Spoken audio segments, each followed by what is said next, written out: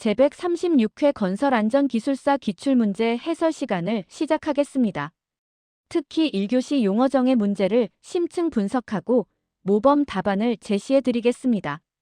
용산기술사연구소에서 준비한 자료와 함께 2025년 시행시험을 대비해 볼까요? 이번 136회 1교시 문제의 전체 출제 경향을 분석했습니다. 안전보건 법령, 건설안전기술, 시설관리 그리고 기계기구 파트에서 다양한 용어들이 출제되었음을 한눈에 확인하실 수 있습니다. 각 분야별 핵심 키워드들을 살펴보겠습니다. 첫 번째 용어는 산업재해 예방 시설자금 융자 및 보조 지원 사업입니다. 산업안전보건법에 따라 소규모 사업장의 안전시설 개선을 지원하여 재해를 예방하는 제도인데요. 신청부터 자금 지원까지의 절차를 간략한 플로우로 설명해 드립니다. 이 사업은 클린마켓과 융자 지원 두 가지 형태로 제공됩니다. 특히 50인 미만 사업장의 사망사고 고위험 품목에 대해 최대 70%까지 보조하며 장기 처리 융자도 가능합니다. 결론적으로 소규모 현장의 경제적 부담을 줄여 자율적인 안전활동을 장려하는 것이 목표입니다. 두 번째는 위험성 평가 시 근로자 참여 시기와 방법입니다. 근로자가 위험성 평가 전 과정에 참여하여 현장의 유해 위험 요인을 파악하고 실효성 있는 감소 대책을 수립하는 제도인데요. 현장 위험을 가장 잘 아는 주체인 근로자의 경험이 실질적 대책 수립에 필수적입니다.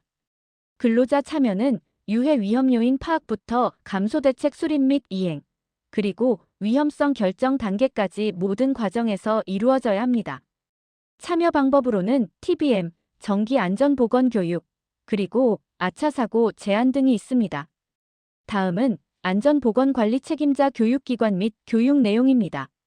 산업안전보건법에 따라 관리 책임자가 직무 수행에 필요한 지식을 습득하도록 하는 법정 의무 교육이죠. 신규 교육과 보수 교육으로 나뉘며 선임 후 3개월 이내, 그리고 2년마다 6시간 이상 이수해야 합니다. 주요 교육 내용은 산업안전보건 정책과 법령 변경 사항, 안전보건 경영 리더십, 무재해 운동, 그리고 위험성 평가 기법 등입니다. 결론적으로 경영층의 강력한 안전 리더십이야말로 기업의 안전 문화를 정착시키는 데 있어 가장 핵심적인 요소라고 할 수 있습니다. 시설물 안전법상 안전점검의 종류에 대해 살펴보겠습니다. 시설물의 안전 및 유지 관리에 관한 특별법에 따라 시설물의 위험 요인을 조사하고 재해를 예방하는 활동인데요. 유관 점검부터 장비를 활용한 정밀 점검, 그리고 구조적 안전성 평가까지 난이도와 중요도에 따라 체계적으로 진행됩니다.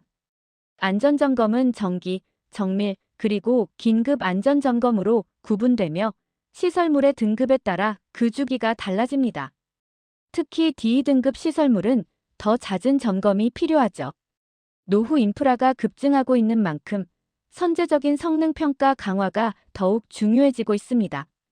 다음은 철근의 운반 및 보관 시 준수 사항입니다. 철근 콘크리트 공사의 품질을 확보하기 위해 재료의 변형, 부식, 불순물 혼입을 막는 관리 활동을 뜻하는데요. 수분 흡수로 인한 산화, 부식, 그리고 부적절한 적재로 인한 휨 변형 등 철근의 품질 저하 메커니즘을 이해하는 것이 중요합니다.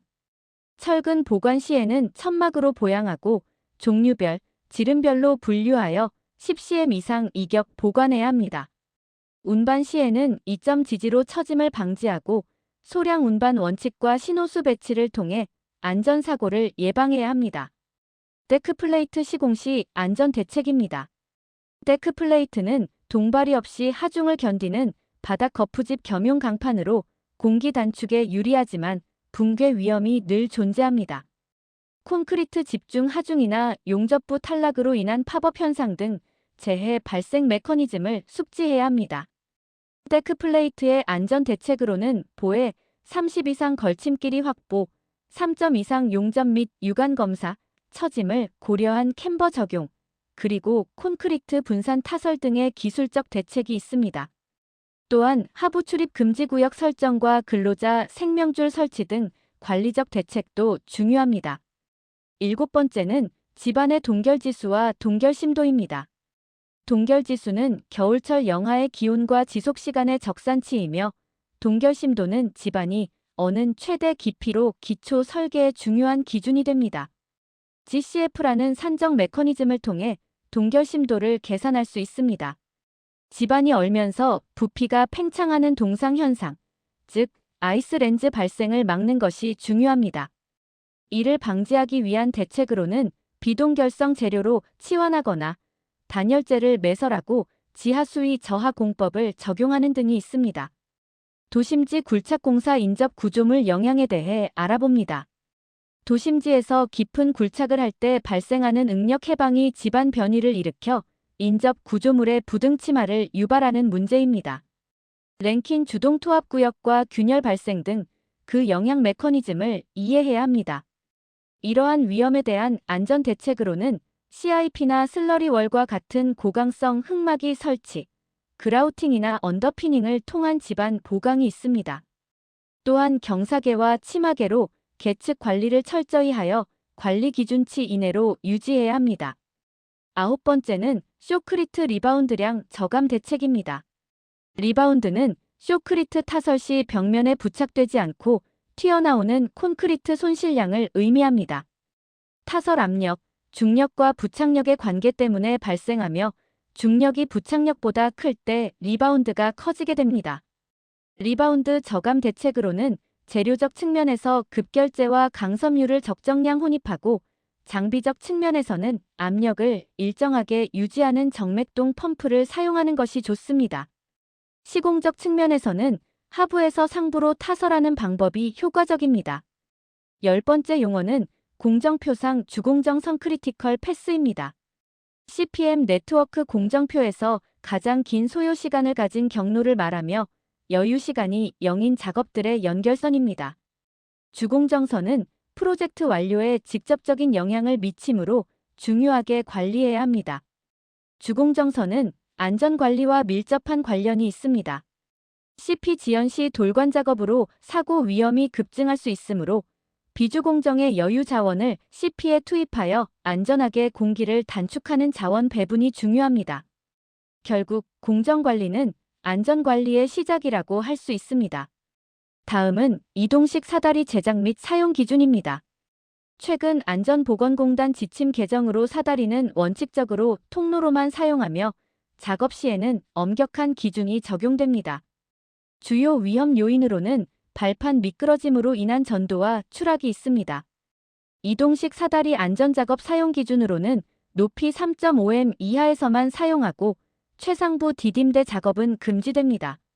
안전모 착용은 필수이며 2인 1조 작업과 미끄럼 방지 조치를 철저히 이행하여 안전사고를 예방해야 합니다. 12번째는 양중함 리프트 바크스의 안전기준입니다.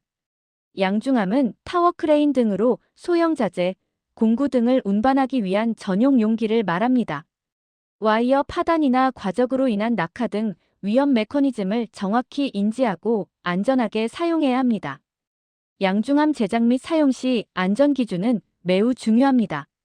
4점 지지를 기본으로 하고 최대 적재 하중은 1톤을 초과하지 않도록 해야 합니다.